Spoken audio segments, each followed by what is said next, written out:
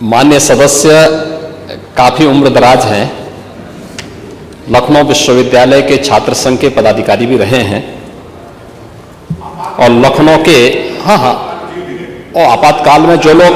आपातकाल में जिन लोगों ने आपको जेल भेजा था, आज उन्हीं के साथ आप बैठ कर के दावतें उड़ा रहे हैं। अरे कुछ तो सोचिए कि क्या सब एक नौटंकी मचा रखी है। इसीलिए मैं कह रहा हूं ना कि आप लखनऊ के इतिहास को जानते होंगे। लखनऊ में गोमती और कुकरेल नदी का संगम भी था और ज्यादा नहीं, लगता है कि छात्र नेता के रूप में काम कम और दूसरे ही किसी अन्य कार्य में आप ज्यादा लिप्त रहे होंगे, इसीलिए आपने कभी इधर उधर ये चीजें देखी नहीं कि अकबर नगर जिसको आप कह रहे हैं, ये अकबर नगर 1984 के बाद से ही बसा है। इसमें ज्यादातर अवैध निर्माण था और यही कारण था कि हाई कोर्ट में भी और माननीय सुप्रीम कोर्ट में भी ये कहीं टिक नहीं पाया। जो लोग जिन्हें गलत तरीके से लोगों ने फर्जी कागजात दिखा करके रजिस्ट्री की थी, उन लोगों को हमने रिहैबिलिटेट किया है।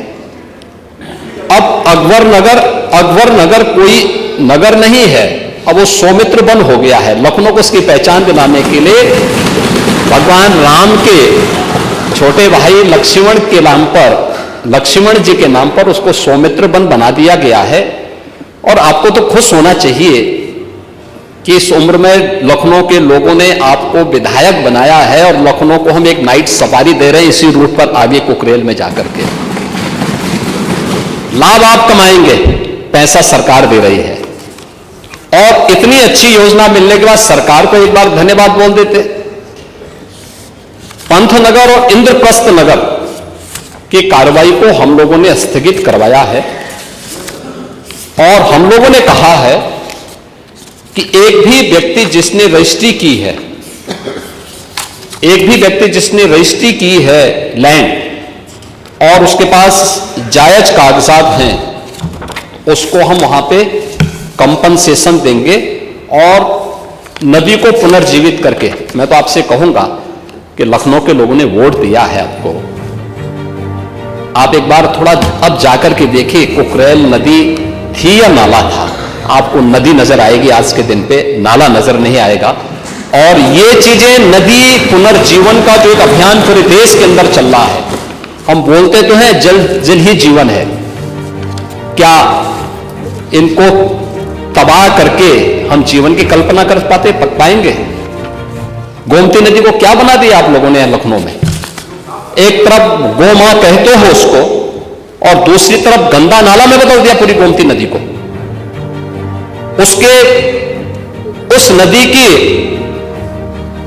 पुनर्व्यवस्थापन की कार्रवाई के लिए किए जा रहे प्रयास की, जहां आपको तो लखनऊ के माननीय विधायक के रूप में आपको सरकार की सराहना करनी चाहिए थी, धन्यवाद देना चाहिए था।